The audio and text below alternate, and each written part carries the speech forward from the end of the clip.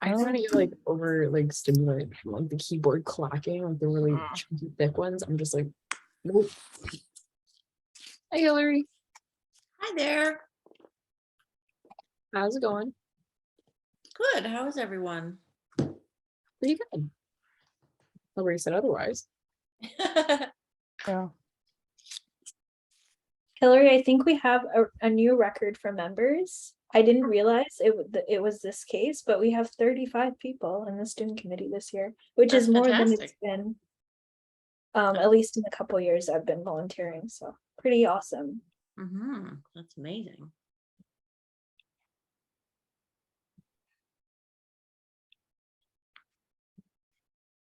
And how would I feel like I stopped everyone from talking? I feel terrible about that. Oh, no. I'm sorry that I wasn't here earlier. It's long days with design thinkers coming up. Yeah, I could imagine. Very stressful. Yeah, not the best time of year for that, but it is what it is. The good news is we have lots of people coming, so. Yeah, that's exciting.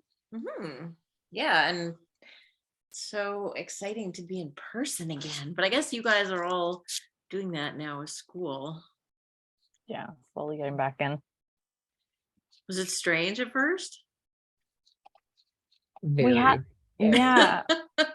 We had a bit of a slow transition into it last year, but now that's seeing true. everyone all the time, it's like it's a lot. Yeah, I find it a little bit of exhausting, actually. Yeah, we were just talking about that. Yeah, I'm already at the point where I'm like, oh, I'm so happy to see everyone, but like, please just leave me alone. I need to get some work done. Yeah, the world is tiring and stressful. Yeah.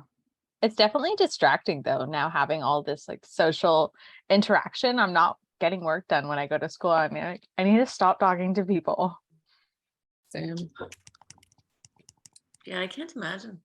I mean, when I was, well, for 20 years at RGD, we had an actual office. So now we just don't have that at all. And it's so different. Yeah. Oh, more of joining. That's good. It's going to be a big group. Yeah.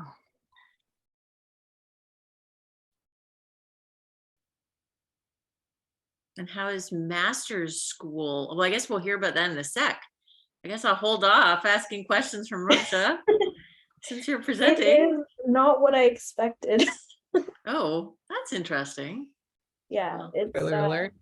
I'll talk about it in my presentation, but not what I expected. I mean, I expected to be reading lots and writing papers, which yes, I do quite frequently, but the approach to design is not what I expected for sure. Yeah, I'm very excited to hear your presentation. Although I recently heard Bruce Mao is a fellow at York this year, and he's doing some interesting stuff in our community. Michelle's actually working with him, I think. Awesome. Under him. Yeah. So yeah, maybe you could ask her about that. She should be joining in a second. Oh, awesome. Yeah. I suppose I should. I guess we'll wait a few minutes before we Officially start. Yeah. How many do we have confirmed on the invite? We have 20 have said yes, one has said no, one has said maybe, and we are waiting on 13 responses. There's also that group of people that are always just like don't confirm and just show up and we're just, oh, could happen. hello. Yeah. Surprise. Yeah, we have that quite a bit. Yeah. Have we confirmed who's going to be doing the minutes, or? I am. Oh, okay, great. Thank you for that again. Yeah, I'm kind of stressed. I don't want to miss anything. I think I will get the recording notification, and I think I have to upload it, and then I will share it with you, Bella, in case you want to share it with everyone and or want to review it? For Yeah. any reason? Just so everybody knows, our meetings are typically recorded. Right now, we're going to be sending out a survey afterwards with a few questions, and one of those questions is a consent question to be recorded. So since that hasn't been sent out yet, if you guys don't feel comfortable, that's totally fine. All we ask is that you turn off your cameras and that you just type in the chat and we'll answer your questions from there. Yeah, that's just for this meeting though. And I'll mention this now, just because I may forget, even though it's kind of a random thing a little bit. One of the things that we do for student committee members is invite you to, so I think we're going to talk about the Discord. That's a place where students have the opportunity to connect with other students and provisional members who are in it. But we also have a professional members Slack community, because Slack is sort of typically what a lot of professionals use in their sort of team interactions, project management. So I guess I'll probably do this, if not during the meeting, then after. Invite everyone. I'll send an email inviting you to join that. So you have the opportunity to be in the professional members sort of community, online community, and then also add you to a student committee channel within the Slack, the larger Slack community. And just so you know, I don't know how many people have used Slack. I don't think they are obvious, but there are many, many channels that you have the opportunity to join. UX, in-house, jobs, events. Some are more accessibility. That's an active one. So yeah.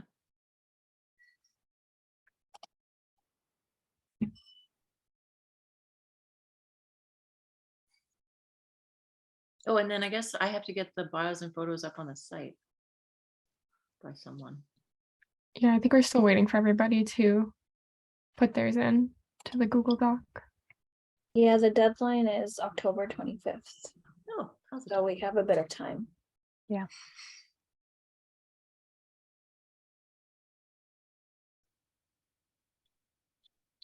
I don't even know if I don't think I have everybody on screen. There's so many people.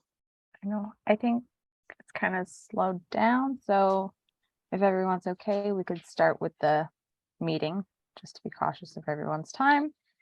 So quickly, a quick agenda of what will happen is we're going to have Rupsha talk, and then we're going to have a little Q&A question for her afterwards. We're going to go over some RGD committee expectations. Then we're going to talk about some initiatives and action stuff that we do as a team. We're going to go over some RGD updates as a whole, and then we're going to do a little outro icebreaker just so everyone's a little more comfortable with each other, just because we're all new to this whole thing and we don't know each other and we want to be like one big little family. So to start it off, if Rupsha's okay with it, Rupsha will be our guest speaker for this month. She is a provisional RGD. She is also the co-chair of the provisional RGDs, and she is a member of the board for RGD as well. And she is currently getting her master's in York University. So I will leave it up to her now.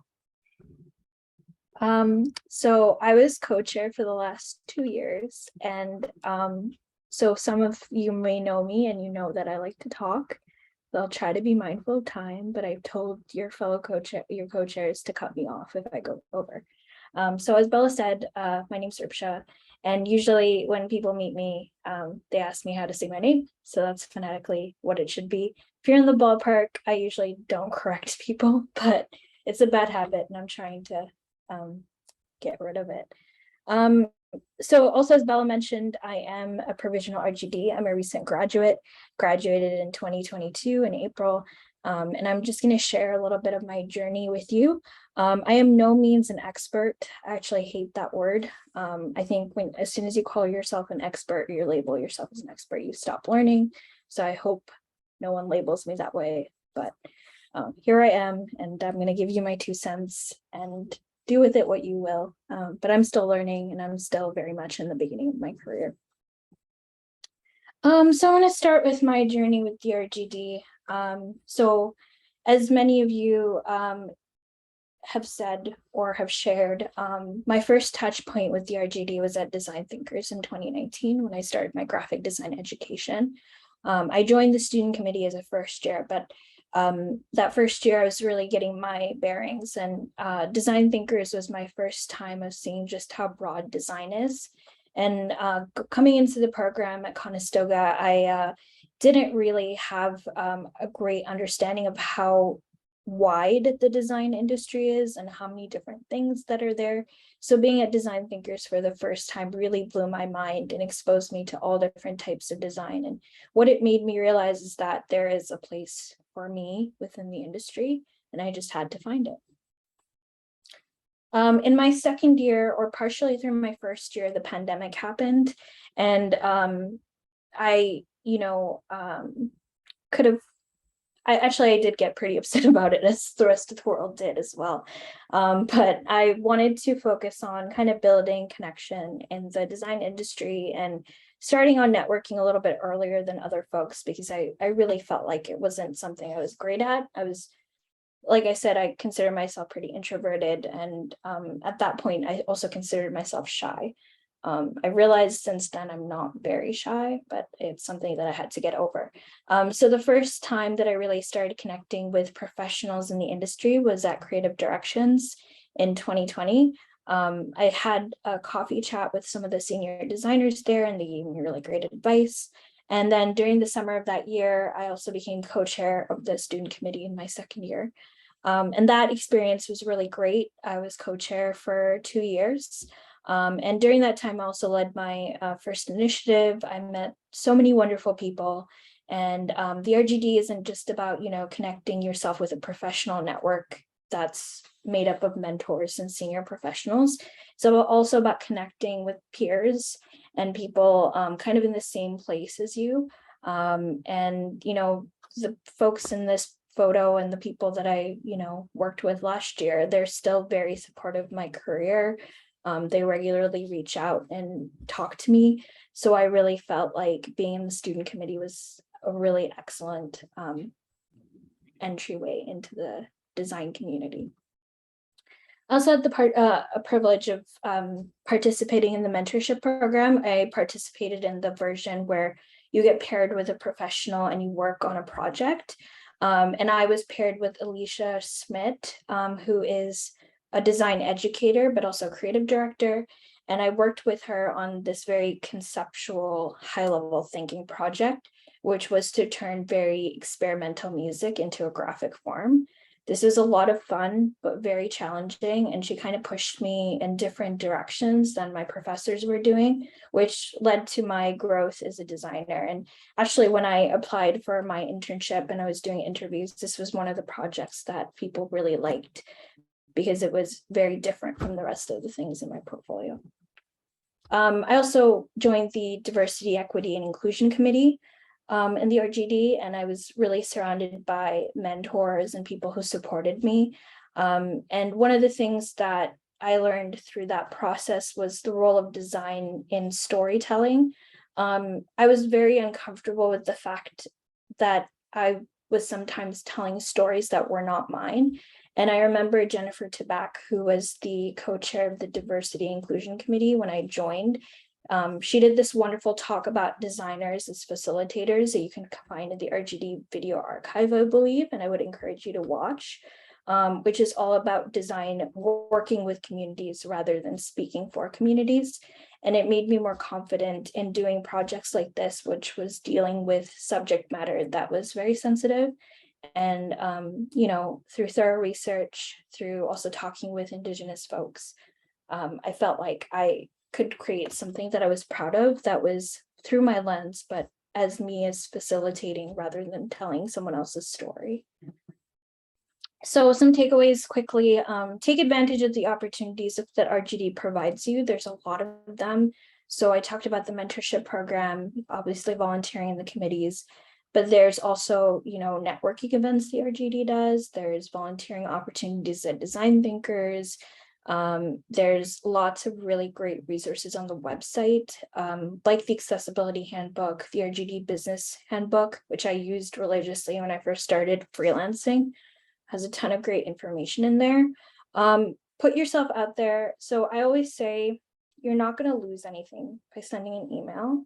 You have a really great networking opportunity here where you'll get guests in, and they almost always share their email. Like, the worst that they can say is that, they don't have time to meet with you or give you a review, whatever you're asking them, or they may not answer your email. Like, that's very little to lose. So put yourself out there. I know it can be scary, but the sooner you do it, the more feedback you're going to get, the better your work is, and the better you are at networking and reaching out to people, and the less scary it gets.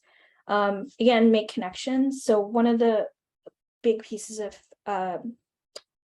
tips that I got early on in my career was actually from Nicola Hamilton, the RGD's president. And she described networking not as, the thing that we all think of and we dread, but like making connections with people, genuine connections, making friendships, and just treating people, like how you would treat anyone.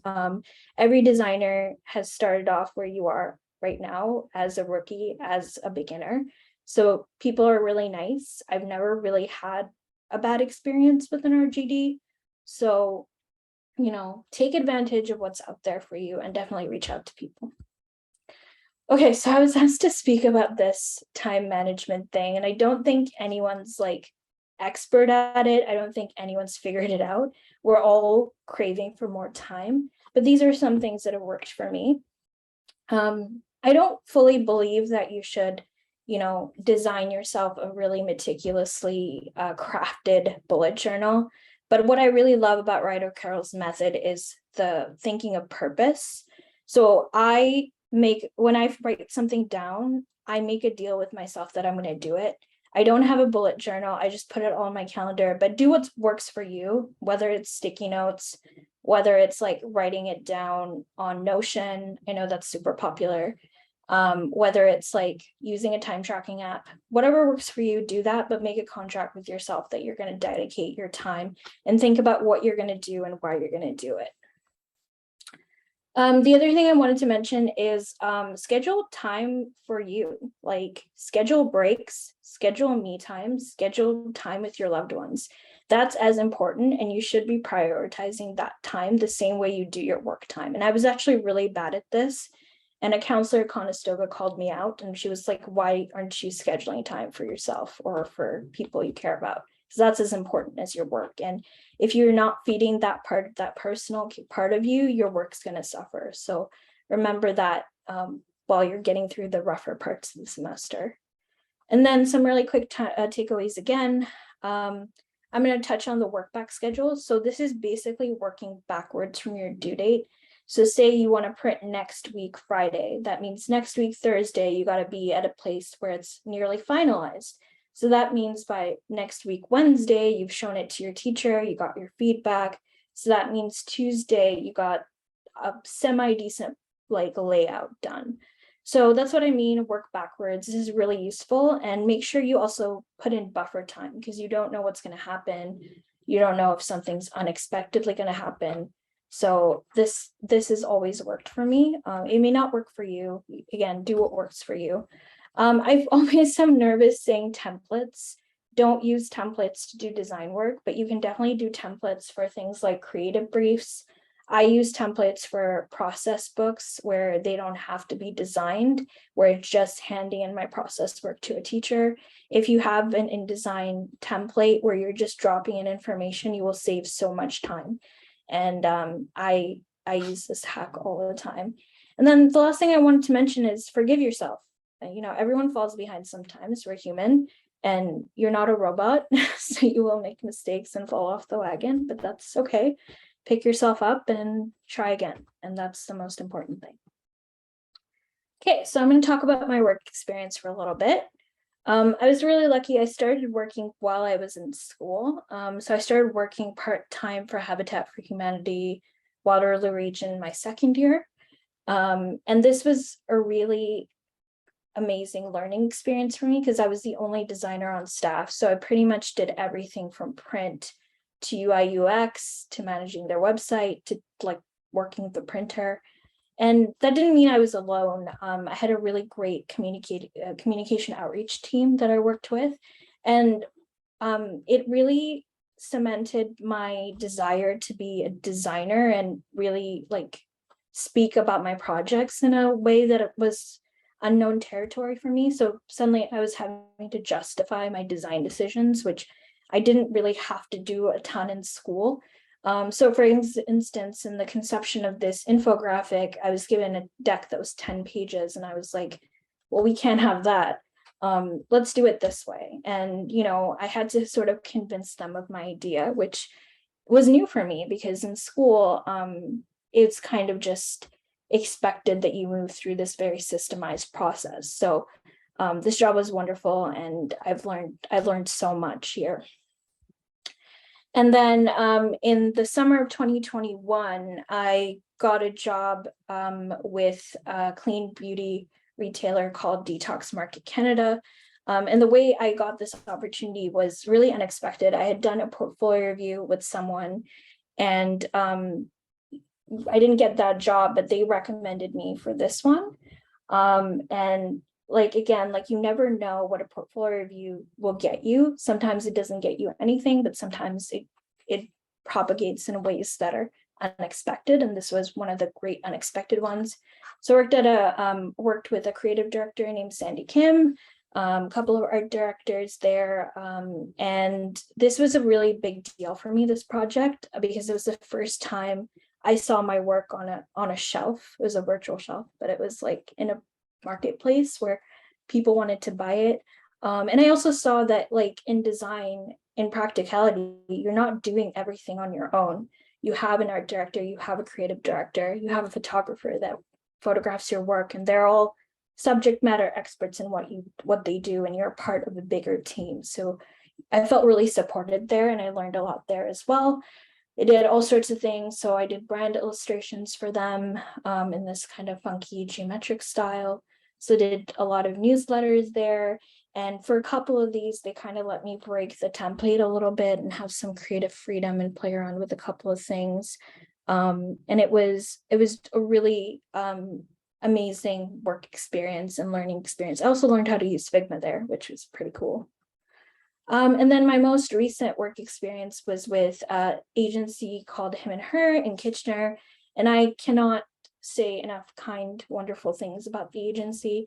Felt really supported there as a junior designer. I was mentored really well.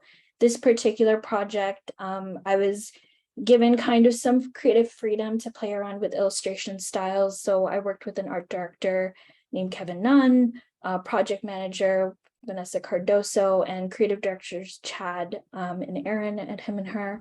And they all kind of mentored me. And what was really challenging about this project was that it was a time crunch. So it was for a bigger construction conglomerate, and they were looking to kind of celebrate the neighborhood in a different sort of way. So created this kind of minimalistic illustration that was 3-color, and it was my first time also printing in this kind of style. I hadn't done a lot of printing in my design education, so learning about screen printing was also like a really big part of this project. And everyone kind of supported me there and mentored me there, and I really felt like I learned a ton in there in a very short space of time. So I was there for about 5 months, and then obviously in September I started my master's. So some tips about the working world. If you're freelancing, treat it like a business. So make your clients sign a contract. And I know it may be silly for like your uncle or your friend, but if you treat it like a business, they also treat it like a business. So it's like a weird heuristic tool. It's like a kind of a framing of yourself as a professional. And again, it doesn't have to be a formal contract for family members or even friends, but like if you're working with a stranger, like make sure you're protected within your contract, do a creative brief. And if you go outside of the scope of your work, make sure you communicate that with your client and just say, we're outside the scope and we need to renegotiate.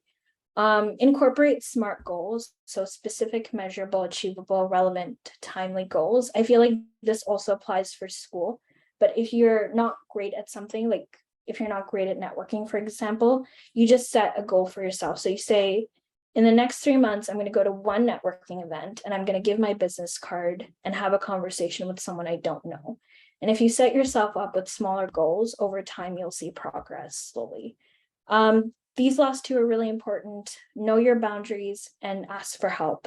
So know your boundaries is that know when you can't answer emails, so you're communicating that properly to people. Also, if someone asks you to do something uncomfortable, make sure you're communicating that. So like, for instance, if someone's asking you to do spec work, the RGD has a really great guide called, is it Fee or Fly? Or Fee or Flee? Something on that realm. So I'd encourage you to read that document. Fee free flee. Yes, it had a catchy name, I remember. But know your boundaries in that way too. And this last one is the most important one. Always ask for help if you need it. I know it can be like, oh, like people are going to assume that I don't know what to do. Whenever I've asked for help in this very short period of time that I've been practicing design, it's never taken negatively. I think it's always taken positively because it shows that, you have a capacity to learn. And I'm gonna go through the next sections fairly quickly because I don't want to take up a ton of time, but I actually present my work in a little bit of a different way than other people, and it's been successful for me. So Bella asked me to share it. So I approach it as a storyteller and someone who enjoys writing. I approach it that way. So I have always a thesis statement or a general idea of my portfolio review going into it. So say I want to get across the fact that I am a very thorough researcher. That means for every single project, I'm going to mention research in some way. And even though I haven't said that I'm a thorough researcher in my introduction, by the end of the presentation, the person across from me should know that I'm a thorough researcher by the way I connect it to each of my projects. And that takes a lot of practice. I think I did like 30 or 40 portfolio reviews as a student. And the more you practice, the better you get at articulating your work, the better you get at doing this method. So not going to say it works for everyone, but it's worked for me. And so I just want to pass it along. And some other takeaways: be authentic. Like, don't just put stuff in your portfolio because you think it like will communicate that you can do something. Like, people can usually tell by looking at your work that you know how to do layout and you understand like the principles of brand design. But they'll call you out if they feel that you're not as passionate about something. I've had this happen where I had something in my portfolio because I thought I had to have it, but I quickly learned that people will know it and tell me to kick it out of my portfolio. So, and then tell a story. I feel like it's always engaging for the person to, have a story to grip onto, and then show people what you're passionate about. Because if they know that you're passionate about something, maybe they do that type of work and you'll get to do that type of work in your professional life, which is always the goal. Like, for instance, with him and her, my portfolio had a lot of music in it. So I got to work on a music festival while I was there, which was really kind of them to accommodate me. Not saying that's going to happen all the time, but if you put it forth, you never know what's going to happen. So where am I now? I'm doing my master's at York, and I was speaking a little bit about this before the meeting. So the question that we got on the first day of grad school is, what can design do? So typically we're told design is for problem solving. Design has to be invisible to be good. What I'm learning is that that's not necessarily true. Design can do all sorts of things.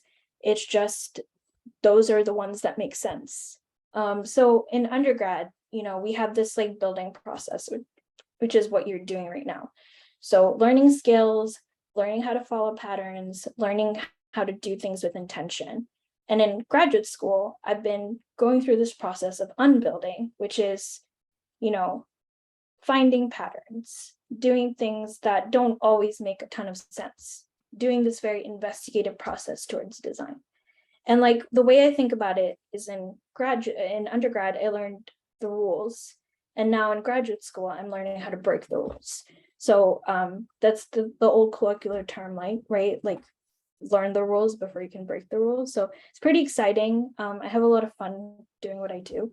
And most recently, I've been hired as a research assistant at the Social and Technology Lab at AMPD at York, doing some research on people with dementia and their interactions with technology, but specifically mixed reality. And to be honest, I just started, so I don't know a ton about it, but this is a new realm that, again, I don't know a ton about, but I'm very excited. And this is where I'm at now. And that's the end of my presentation. I hope I didn't take up too much time talking, but if you have any questions, happy to answer them. I'm going to stop sharing so I can see you all.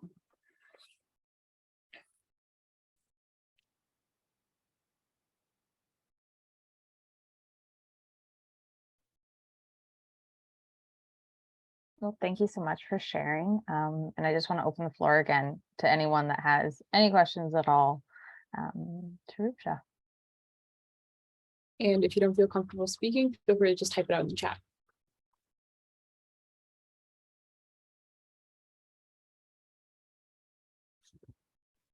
Bryson, you can go ahead. So my design professor told me this like pretty intimidating story about going to master's in design. He told me that like his first project was typesetting I forget if it was a chapter or 2 chapters in a book by like physically cutting out all the letters, and then they had to like space them out individually. So I've always had in my mind this like scary idea of like what a master's program was like. I was just curious if it was actually that intimidating, or like how has your experience been so far? Yeah, that's a really great question. So the first thing I want to say is not all master's programs are created equal. So I would say if you're looking into doing a master's education, really research the school that you're going to do it at. The reason I picked York is that York is a research institution. I'm interested in research. They had the resources to support my research. So that's why I picked York. But I haven't really done anything I would deem like scary in terms of design. Everything that has been like dictated to me is like very open. So in a master's program, they don't always tell you what to do. You have to kind of figure it out yourself, which is the scary part, because you're like, what if I'm doing it wrong? But the reality is that there is no wrong answer as long as you can rationalize it and you can say, well, I'm doing this because of this. So that's my experience at York so far. But, it could be a different master's program that he went to that's different. But here, everything's self-directed. So anything that you do, you have complete control over your abilities. So there are people in my program, for instance, that have never done motion design, that have come from a completely fine arts background, and they get to dictate the way they approach projects. So, which is completely different than how I would approach it. There's some questions in the chat, but Kendra, do you want to go ahead first? Oh, sure.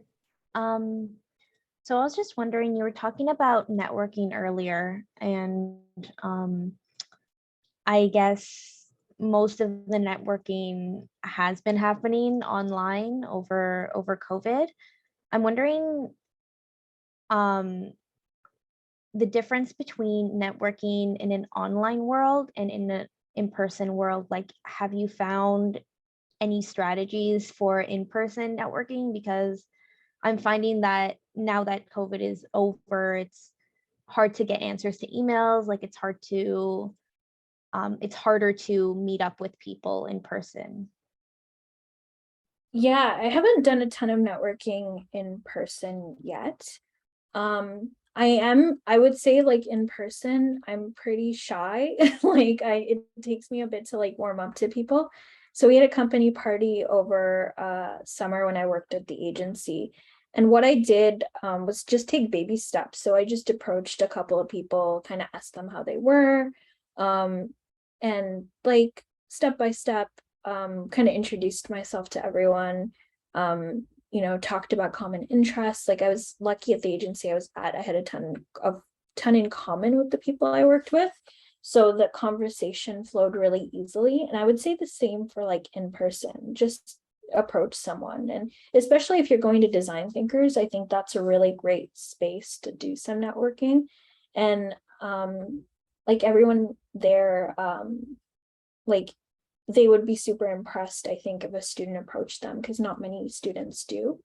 So just take it one step at a time, maybe talk to one person, and then build your confidence from there. That's my take on in-person networking.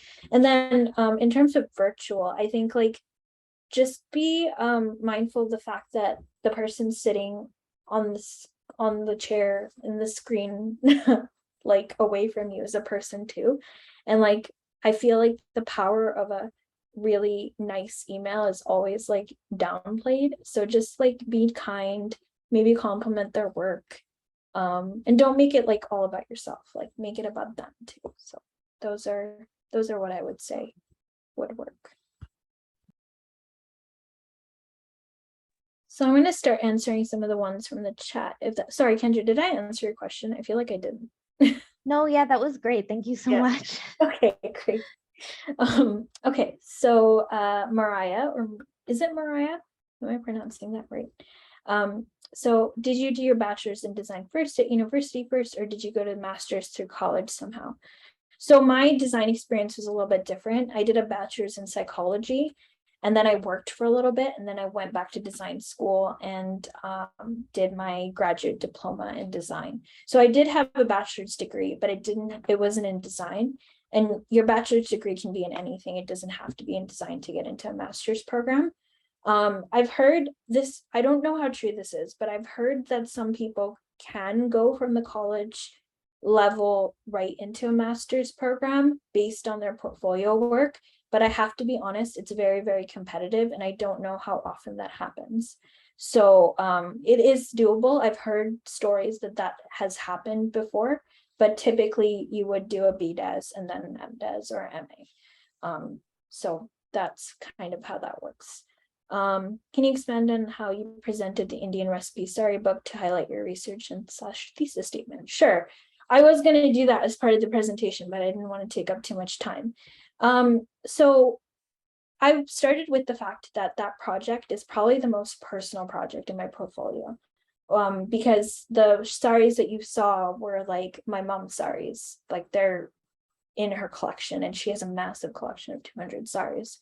What I didn't know a ton about was like the sari styles and how they related to each region in India. So I approached the research in two ways. So I looked obviously online at like personal firsthand accounts of the sari experience from different people. And then I also talked to people in my community. And then from what I gathered, I tried to concoct an experience in a book rather than, being a straight up recipe book. I wanted people to feel like when they flipped through the pages, they were traveling across all of the regions. So that's how I would approach it. I would explain my methodology, I would explain the end results, and I would explain why I did what I did, which is really important. Because, like a senior professional across from you, they're going to know what using the grid is. They're going to know what typeface selection is, but they may not know like the personal research and the personal story behind your project. So I would encourage you to highlight that as well. How do you add storytelling in presentation as an introvert? How do you overcome fear in presenting as an introvert? It's just practice, practice, practice, practice.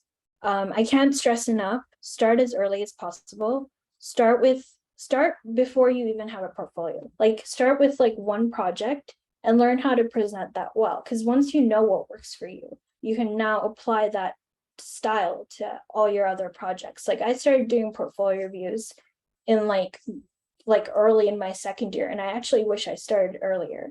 And I think the RGD has like some portfolio nights and things like that where you can have a very casual portfolio review and just get feedback on one project or even a project in progress. So it's all about practice. The more you do it, the more confident you get, the more articulate you get. And yeah, for me, it was practice. How do you overcome feelings of self-doubt when it comes to creating design? I have a tendency to overanalyze everything. How do you stop yourself from that? Would you suggest? Okay, I'm going to answer that one first. Okay, so everyone lives with self-doubt. Everyone, I think, lives with imposter syndrome. I've had my creative director at my agency, who's done this for years and years and years, told me he also suffers from imposter syndrome, which is nuts to me because, you know, he's been doing this for so long. So once I knew that, and once I internalized that, it became more comfortable for me to realize that everyone has either been in the same position I was or still feels that way. And I think if you open yourself up and you even say to your reviewer, like, I'm feeling a little nervous here, that immediately I feel like de-stresses the room, because if they know you're nervous, like they're going to be a little bit more, I don't know, judicious maybe. But I sometimes share that with my reviewers. They'll be like, I'm feeling a little nervous, and they'll be like, it's all right. So like just knowing that everyone has those feelings. And I think David Nuff, who's actually speaking at Design Thinkers about creative confidence, he gave me this really amazing but simple tip when I started my career. He was just like, make stuff, explore, and, you know, ask questions. Like those are really important as a student, and you'll get better the more you make stuff. So I would just say, like, just work through that fear of not doing things the right way. And if you do, maybe not every project will turn out the way you wanted to, but it will turn out, you'll learn something from each project and you'll get better and better progressively. So that's one of your questions. And then you said, how would you suggest newer designers market themselves efficiently on social media? I'm not a huge fan of social media, actually. I don't know how to market yourself on social media. The freelance jobs and opportunities I got were very much from word of mouth, because I was doing so many portfolio reviews. I was getting my work in front of a lot of people, and they would then recommend me for opportunities. And sometimes I don't even know where a recommendation came from, so I can't even reach out to the person and say thank you. So I never really marketed myself on social media, so I'm probably not the right person to ask about that. But I'm sorry I couldn't answer that question for you. How can you find your personality in your design that makes your work have your own colors, so that your clients find you because they like your style, not just because you can solve your problem? Finding your style, I think, is also an exercise. It's just, you gotta just, again, like, make stuff, like make all sorts of weird things, make things that don't make sense. And you'll find things that make you happy. Like you'll find that you like this sort of design, but this not. Like for me, I'm not a huge fan of packaging design, but I had to work in a freelance capacity in a packaging kind of realm to realize that and make that connection.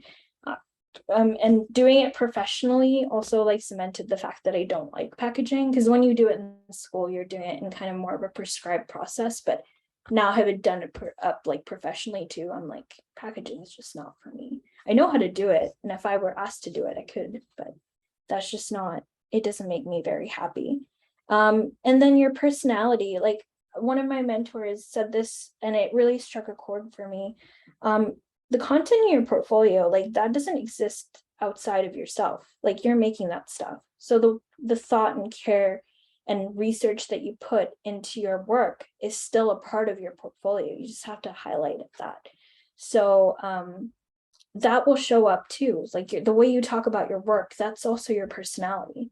The subject matter that you choose to highlight, like say you're really passionate about social good, and if all your projects speak to that, people will know that.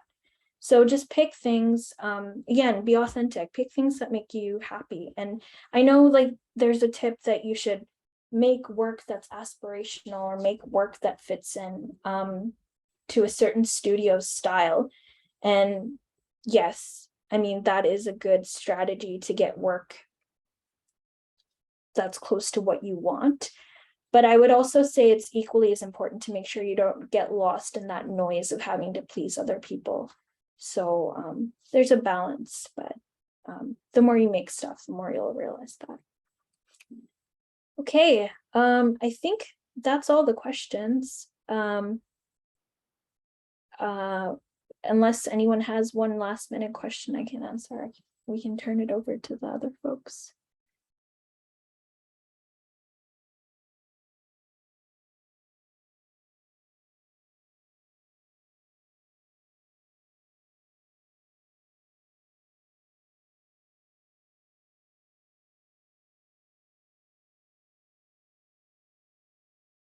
Thank you. That's kind. Also, I should mention what I'm doing here since I've graduated. I'm the student advisor of the student committee. So I will be sitting in on meetings for the next little while until December, just to make sure that your new co-chairs are comfortable. And then I will be going. So I'm here for a little bit, but feel free to bug me anytime. I'm here.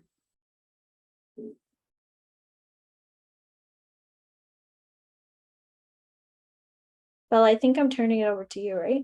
Yeah, I think we're good now. Yeah, definitely bug Rupsha. She's got all the answers. I do it all the time.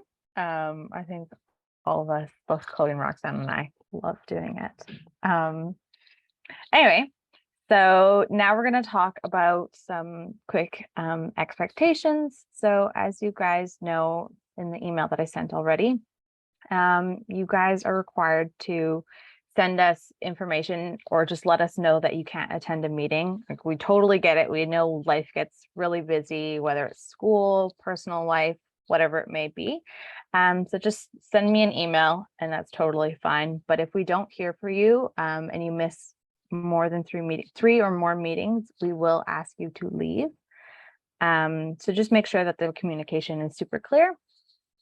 I think that was it for expectations. Yeah, as you know, what happens in the meeting is confidential. Yes, you had a question? Sorry, I didn't respond yes to the meeting on the email, and then I tried to fix it and respond yes, but then it sent me to a different page, and then it asked me to log in, but then I couldn't log in. So it's like, is there a different way I can inform you guys I'm coming to the meeting if it doesn't work? You don't have to inform us that you're attending the meeting. We'll see through the attendance while the meeting is happening, but just in case like something comes up and you can't attend it, just let us know, like let any of us know, and that would be appreciated. Yeah, Okay. The little tick is just a little side thing, Okay. and it's not mandatory. So now we want to talk about our initiatives. The initiatives essentially are a subcommittee within the committee in itself. So if you guys want, there is usually 3 initiatives that happen. So you guys will be asked to join one of them. And honestly, it's not a lot of time. I know everyone's really busy with what's going on. So you guys will be meeting on your own time. You'll figure it out as a group. It's roughly about 30 minutes to an hour, depending on what tasks are going on. So I will let Roxanne talk about her initiative, and then we'll go over to Chloe. Hi, everyone. So I run the Discord subcommittee, which is essentially the RGD server on Discord, but we call it the Emerging Designers Network. So it's really exciting. And if you were at the information session previously, you would have heard me speak about it.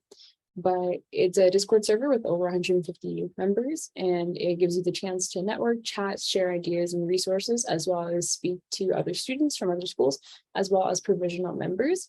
And it offers a casual and professional space to hang out as well. So some of the things that we do at the Discord subcommittee is we plan events such as AMAs, like Ask Me Anything, as well as like We're planning currently some portfolio crit nights as well as some student skill showcases as well. So those are all currently in the works. So what you would do on the student Discord subcommittee is that you would help plan these events, you would participate as well as help organize these things as well. Lots of fun. Yeah. I'll toss it back over to Chloe for her initiative. Yeah, so the awareness subcommittee is super fun. We basically just make Instagram reels and we post it on the RGD Instagram account. It's pretty easy. We typically have someone filming the video, someone making a script, and possibly even writing a little news article to send out to RGD. So yeah.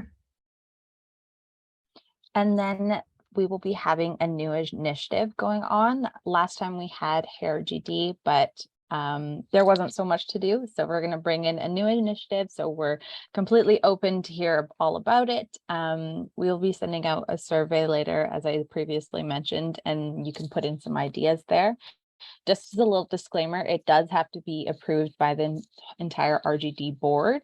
So there are some limits to it.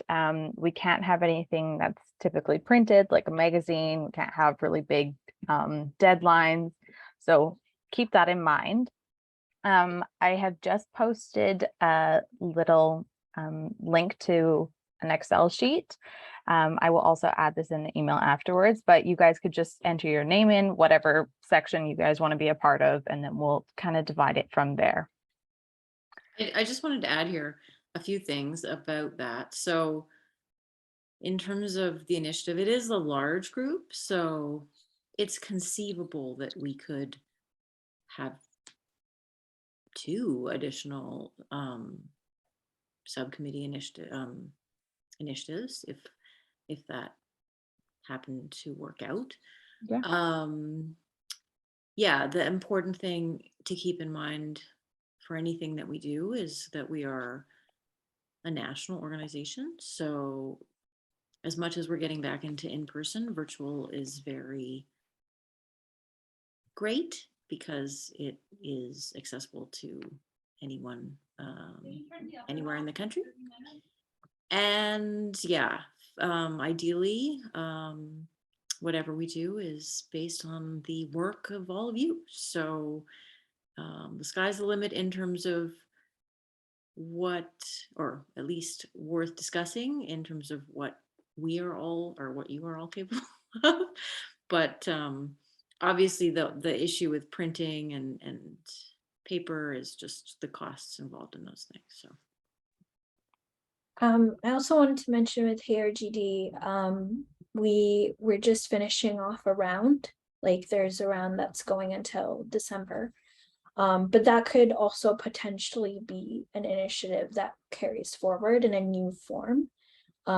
So if you have an idea to kind of freshen up RGD, like please reach out to us or mention it. That would be great, because we've been running the program for 2 years now, I think. yeah, at least. Yeah, two and a half maybe. So people really know about it. I know within my program, people are like rushing to get master's programs, some provisional RGDs. We're trying to get their entries in last week. So it is recognized, and we would love to continue it, but we need to figure out some logistics with it for sure.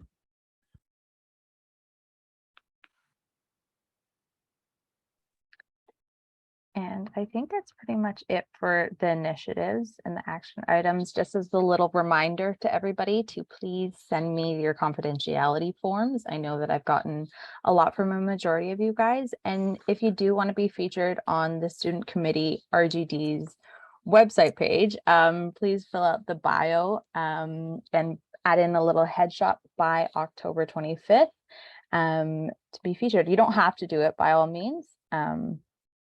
Yeah, it's just a nice little side thing. You could add in your portfolio, your LinkedIn, just to connect yourself a little bit more. Hillary, did you have any hair or RGD updates that you wanted to touch on? Yeah, I have a bunch. So I don't know if everybody knows who I am. So I'm Hillary Ashworth. I'm the executive director of RGD. So I work full-time for the association. And I'll also be at the board meetings to help Bella, Chloe, and Roxanne to present the committee's proposals, ideas, plans, and hopefully get those underway. And usually I'll come to the meetings to tell everyone about any RGD things that are coming up. And I already saw there was an email from one committee member about volunteering at Design Thinkers. So that's on the survey that Rupsha mentioned that is going to be going out. And basically you can indicate that there. But also you, I assume that'll happen pretty quick. I mean, the person at RGD that coordinates the volunteers is Zaria Pucknell. She's our membership manager, and everyone can volunteer. She can go through the details better than me, but basically the conference is in Toronto, downtown Toronto at Meridian Hall on October 27th and 28th. And usually I believe the way the volunteering works is you can sign up for one or both days to volunteer. You're asked to commit to 3 hours of volunteer time for the day, and then are able to attend the rest. We start quite early in the morning, so it is possible, and we also have set up the day before on the 26th. So it is possible to do all of your volunteering such that you don't miss any of the actual conference. And if you're already registered, you can be refunded, I believe, for that cost. And you will be given an RGD or Design Thinkers t-shirt to wear while you're volunteering. And yeah, you get to see kind of behind the scenes how the organization operates and work with us very closely. And it's a great way to really be out there. You have to talk to people. That's your job. So it pushes you, I think. Yeah, are there any questions specifically about volunteering, I wonder? Mariah, the chat open. Mariah Yes. has a question. Yes. So one, is there parking there? Like, do you have to pay for parking, or is there, like, do you have to get a parking pass? Do you have to bus in? How you get there is really a question of what works for you. There is parking, paid parking around the venue. We're very close to the Union Station. So the GO train is there, subway goes pretty much right there. We are not reimbursing that cost. Okay. If you're interested in volunteering. Yeah, no, of course. Okay. I just wanted to know if there was parking, because driving in Toronto is a nightmare. There isn't Mhm. parking specific for the venue. There is parking around, but I imagine it's quite costly. I don't drive myself at all. Yeah. So Well, yeah, the parking over there is pretty bad in near Union Station. So yeah. good to know there's no parking at the event. I'd rather bus in. Okay, Yeah. cool. Yeah. And then, sorry, I'll just mention for anybody who's at West who is not, well, anybody actually, but we will be doing Design Thinkers in Vancouver in May, at the end of May, and we will be doing this again and asking for volunteers again for anyone who wants to or who is in or would like to travel out to Vancouver. And you said it's at the Meridian Center? Meridian Hall, yeah. Meridian Hall. Formerly Sony Center, formerly O'Keefe Center. However, you may know it. Yeah, it's just very close to Union Station. Okay. And what kind of volunteer work happens at? I'm interested in volunteering. I just was curious. Sure. No, these are great questions. Hmm. So you typically have volunteers at the registration desk, both mornings and actually throughout the day. So just a question of people. I mean, obviously we have training, and we usually do a sort of orientation late-ish, well, afternoonish on the 26th, if you're able to attend. Not that it's required at all. It's just an opportunity to meet other volunteers and get a feel for the space. But yeah, we usually have quite a few volunteers who stand behind registration. Delegates come and give you their name, and you basically give them their badge and whatever, a program, and then usually a bag. We give out a bag for everybody. We'll also have people standing at various doors. The venue itself has paid ushers, so you don't have to worry about, and security, so you don't have to worry about doing anything super stressful, but just, you know, being available to answer questions, direct people, that sort of thing. And then helping with setup. So sometimes moving stuff around, helping the exhibitors set up. Yeah. Is there anything we should bring at all?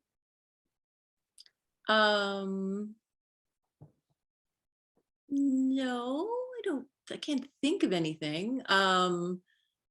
There will be coffee and continental breakfast are served on both days, so that is provided to everyone.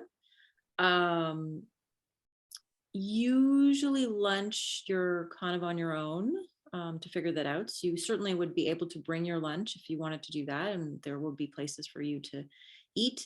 And unfortunately we're doing, thankfully it's not water bottles, but like plastic water bottles, but if you have a bottle, there will be water stations, so you don't have to have the whatever packaged water that we will have, which always kills me. So I can bring my own food? Yeah, totally. Okay. Yeah, Okay. I mean, there'll be the breakfast, but yeah. Well, I have celiac, so I'm just not sure if there will be anything I can eat. We usually try to address all of those dietary concerns in some respect, but can't hurt to, better be safe probably. Yeah. We definitely have vegan options. I wanted to also mention that if you're volunteering, you can go to the delegates party, right? Yes, absolutely. Right. Yeah. So you can attend that party, and I would highly recommend that you do.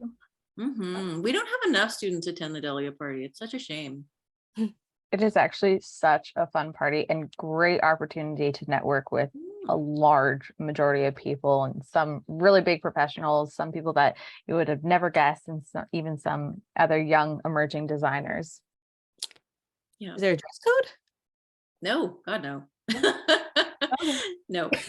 I mean, I think we normally ask you to take your t-shirt, your like Design Thinkers t-shirt off when you're not volunteering, just so you don't feel like you're kind of have to answer questions. But no, there's no, I mean, the badge is your only required attire. You'll have a badge. Well, great. Thanks for answering all the questions. Yeah, sure. No, those are great questions. It's important that you have some idea of what you're going to be doing. I guess, so then a few other things I would like to mention. So related to Design Thinkers, I just posted something. Actually, the RIPSHA has been on this. We have several professional committees, as well as subcommittees of professional committees. A subcommittee of the Education Committee, and actually some of the other committees, has been working on programming specifically for students and educators at Design Thinkers. And we've just finalized a set of studio tours on the 26th, which we just, you are getting the hot off the digital presses. Now I just have to find the chat. Opportunity to sign up if you're interested in the studio tours. A very limited space. It is a paid program, and we'll be going on walking tours of some downtown Toronto studios that actually have in-person spaces and are open for that. Sorry to interrupt. On the Eventbrite, it doesn't say which tour is which. So tour A. Oh shoot! Wait, it doesn't? No, it doesn't list the studios. So I just wanted to mention that. I thought I had added that in. at least I can't, oh, never mind, it's at the bottom. Yeah, so when you go to buy tickets, it's not listed there, but it is in the about the event section. Sorry, is Design Thinkers on Wednesday? I thought it was Thursday, Friday. No, it is Thursday, Friday. This is before. Oh. This is Oh. pre Design Thinkers. Oh, okay. Yeah. Yeah, I mean, all of the conference is at Meridian Hall on the Thursday. Well, actually, the party is at Beer Market. I think it is.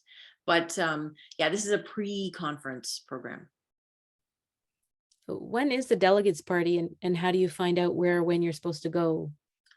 So it's so everything, the sort of schedule, well, this probably isn't on the schedule yet, but so if you go to the Design Thinkers Toronto website and you look at the schedule page, which I'm just putting in the chat, and you scroll down to the end of the first day, I'm hoping I'm right about this. Oh, except I'm not seeing it. Where is it? No, it's not here. Oh, there it is. Yeah, so it's sort of on the extra programming side on the far right. So it's October 27th, 6 to 9 at Beer Market on Esplanade. And that will be listed, and we have a printed program for the event, so everybody will get a copy of that. And then everybody who is registered for the or part of the conference will get an email the night, basically the day of the conference, just reminding them that everybody is invited to the party. Yeah. All right, so then the other RGD things I wanted to mention. So I'm not sure if this might be a consideration for a initiative, but we do a lot of our a lot of our communication through email. So hopefully everybody gets RGD Word, which is our bi-weekly email newsletter. We do an edition specific to students, but we also do a professional member edition and a non-member edition. And we have about 22,000 subscribers to the newsletter. And we're discussing the possibility of featuring more content promoting student members, and also more content specific to student members. So we are looking for potentially people on the committee who are interested in helping with that. Whether it involves research or writing or developing content ideas. And I mean, you're never on your own with any of these things. You always have help. The RGD has quite a large staff of 8 people, and everybody has a different set of skills that they can sort of support committee members. So Rishika Shaw is our communications coordinator, and she would be a person that would be helping anybody who wanted to help with the newsletter. And then Rebecca Dudgeon is our engagement coordinator or engagement manager. So she is the advisor and support for all of the social media programming. And then whether it's Zaria, Abdul, or myself would be helping with sort of more the event side of things, probably.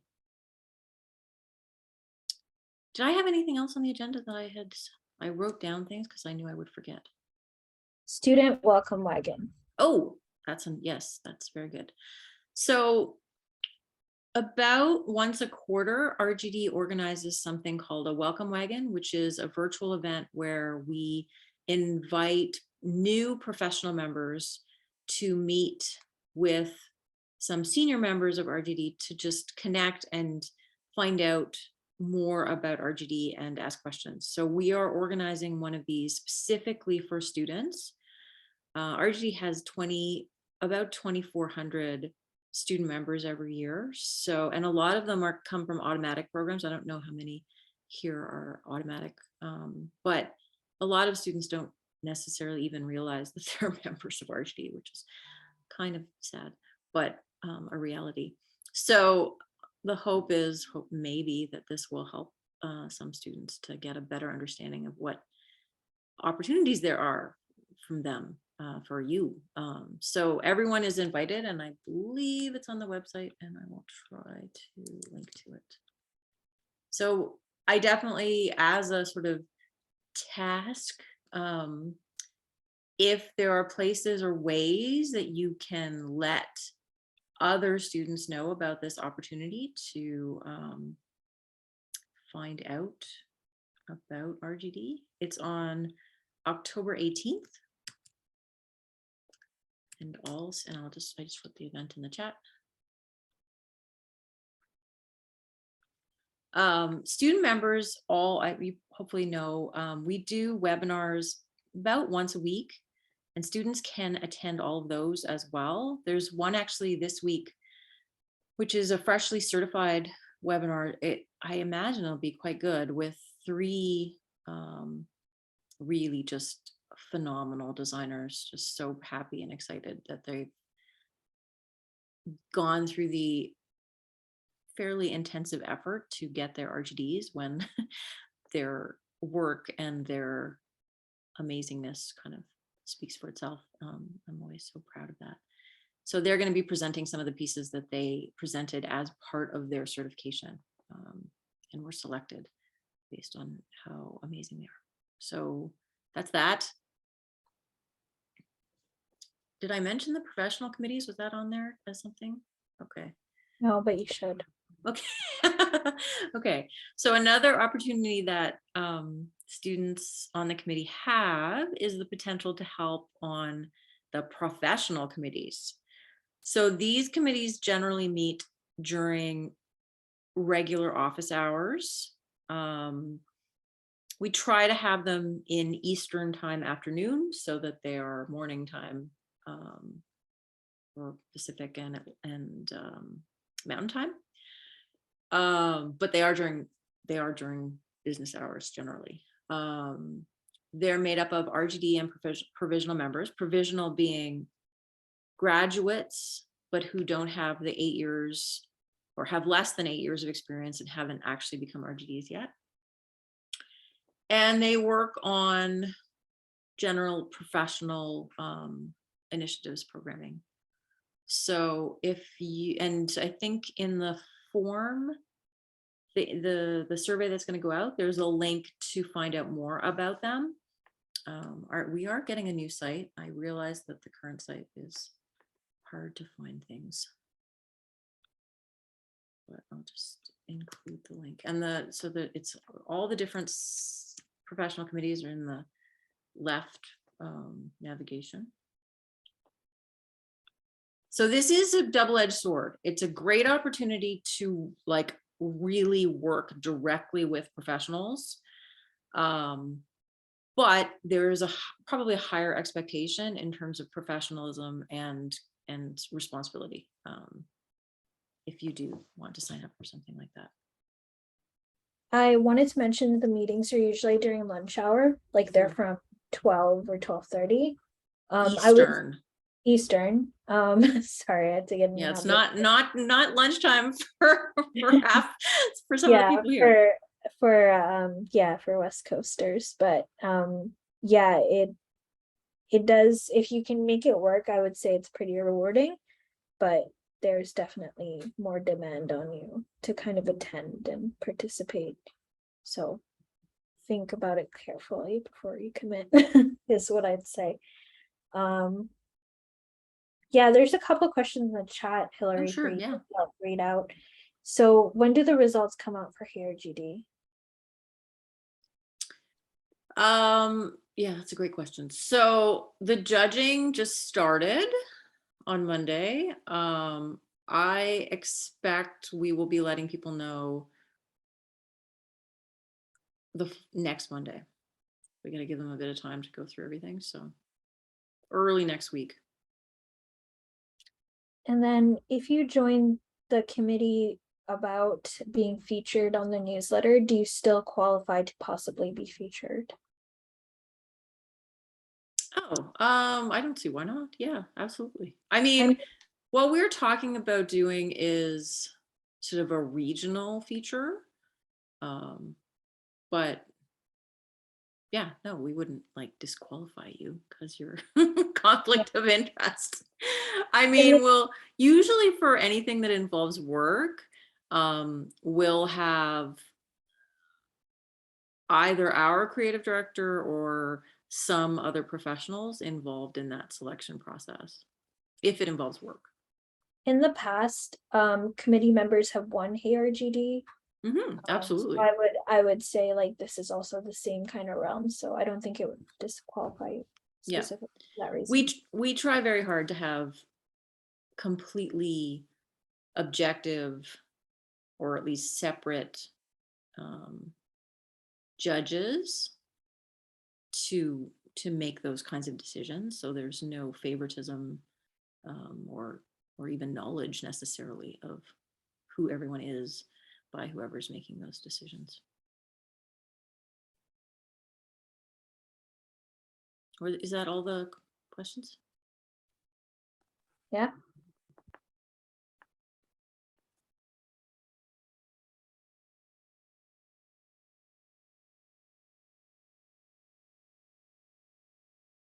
Do we have anything else on our agenda? I think Bella's Yeah, we are going to do a little icebreaker. So we're going to divide ourselves into breakout rooms and just kind of introduce who we are, where we're from, and try to get to know each other a little bit better. Okay. So Hillary, are you host right now? Very possibly. Could you divide us into groups if you can? Yeah, I could try to do that. Can I assign automatically? I think so. How many people do you want in a group? It can be random, right? It doesn't have no, it's completely random. I was just going to mention really quickly, so correct me if I'm wrong, but we had a question about the mentorship program. Oh, sure. So that's a program that was also actually started as a student committee initiative. Really cool. But I believe that you can like apply to it. I believe it starts on the 17th of October. I just wanted to confirm that date with Hillary. That seems unlikely that we will get organized by that. November then, because I remember it being on the 17th, but I just wanted to confirm. Well, I mean, I hope so. Yes, I very much hope so. Everything in October is a little bit scary, hard to get. There's sort of one priority and everything else is sort of secondary, but yeah, I mean, that if that's the goal, that is very much the hope that we will have that. I know Zaria had a list of people. So for this round of mentorship, it would be provisional RGDs who would be, that's not up, is it? Am I totally, oh yeah, that's just general. Yeah, I know that, yeah, Zaria did have a list of provisional she was reaching out to. I have no idea if she had a chance to actually get that done. I will do my best to find the answer out to that and let Bella know for the minutes when that is likely to happen. Okay, perfect. Just wanted to confirm so I'm not giving out like false information. I think it's fair to say it will happen in October or early November. I shouldn't even say October. Everything in October is scary. So if I did 5 breakout rooms, that's 5 per room. Is that a good number or do you want higher or lower? I think less. Our goal was to do 3, just so we can ask each other a few questions, but we could do more. 8 to 9 people per room. Yeah, with Roxanne in one, me in one, and Chloe in one. Oh, okay. So that I think means I have to assign manually. Or I let people choose the room. I have no idea. I've never done this before. Okay, let me see if I sign manually. Ooh. If it's helpful, I can also do one if you guys want, but I can also join one of yours, wherever you want me. All right, I'm just gonna throw a bunch of people in a Bella room. And then I'm gonna go to room 2. Oh, and look, it's so fun. They left all the other people off that I'd already assigned. That's lucky. And then 3. Roxanne. So, Rupsha, are you gonna stay? Do you want to be in a room, or should I leave you out? I'll stay in here, I guess. Or do you guys want me to join one? Do you want to join is the question. Sure. I'll join Chloe's. How's that? Sounds good. Oh, you're gonna make me figure And then out we how want to to come work. back here after, or do we want to just send it then? Have you mentioned the survey? Or was that in the email? Yes, it has been mentioned. Just a little refresher that I'm going to be sending out a survey later. It'll have a bunch of questions in it. It's not too long, honestly. So if you guys could fill that out by the 25th of October, that's when we'll have everything done. And the survey kind of entails design thinkers. It talks about confidentiality, initiatives. So it's a whole roundtable. Yeah, thing. that's a bit late for the volunteering. So I would say if you're interested in volunteering, then probably email me directly. Yeah. Yeah, I'll just put my email in the chat in case anybody doesn't have it. And I could add Hillary's email into the email that I send out afterwards, just so you guys get it all in one place. You can also write to me on Slack too, after you join.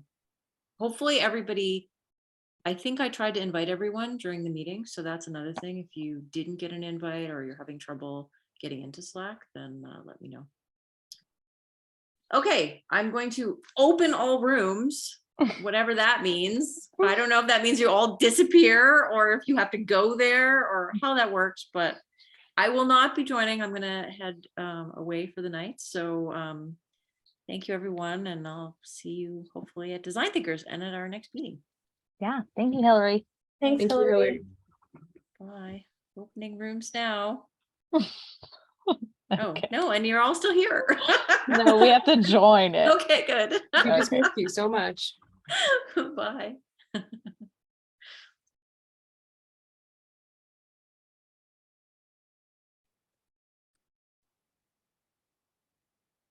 Oh, I guess I can't close the.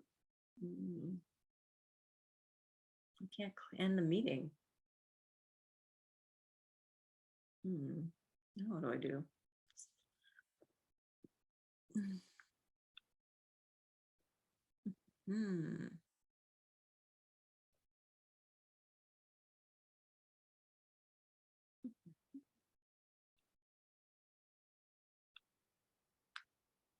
Shit. Everybody went to their breakout rooms.